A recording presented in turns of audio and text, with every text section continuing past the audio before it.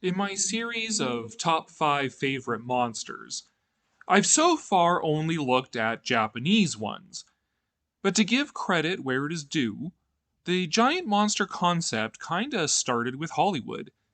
I mean, there have been stories of giant creatures in mythology since time began, but it was The Lost World in 1925 and King Kong in 1933 that brought the concept to the silver screen.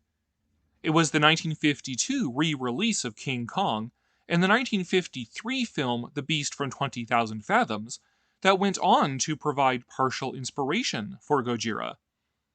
So it is fair to give Hollywood its due by picking my favorite of its giant monsters. Number 5. Them. There are more than a few giant bug movies to choose from during the 50s and 60s atomic age of science fiction, like Tarantula and The Deadly Mantis. But the archetype of them all is Them, the film about giant mutated ants. By some fluke, it was released the same year as Gojira, and I fully admit that it does not compare to the gravitas of the Japanese film.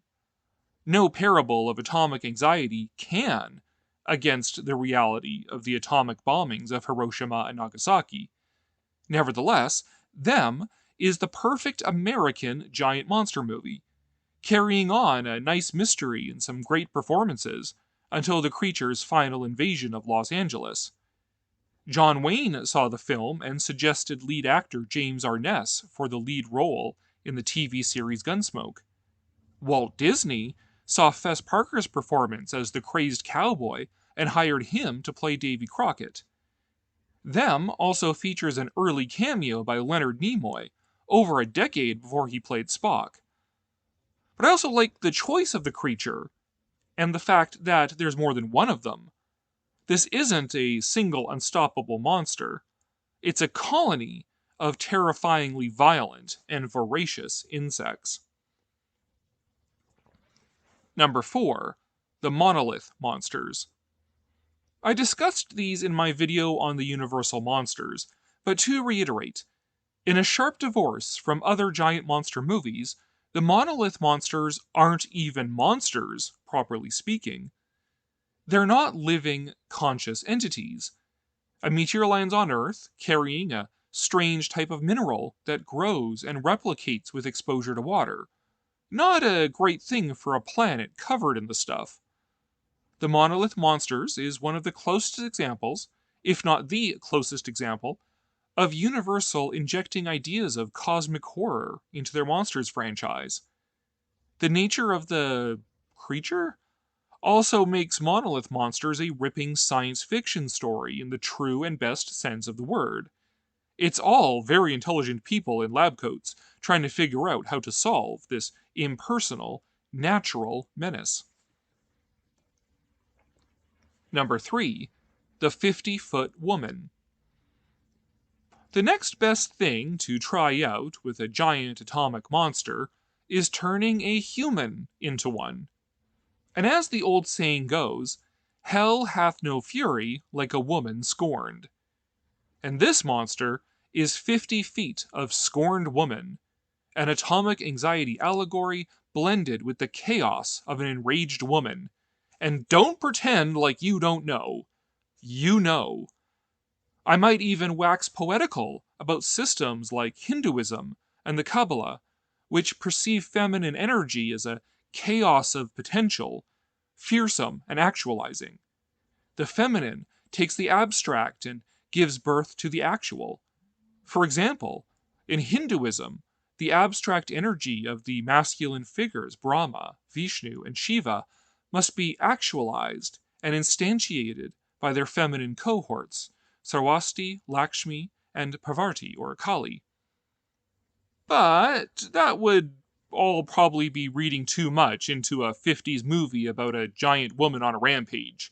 And make no mistake, the guy had it coming. Number 2. The Blob. I talked a lot about this in my video on the Blob as well.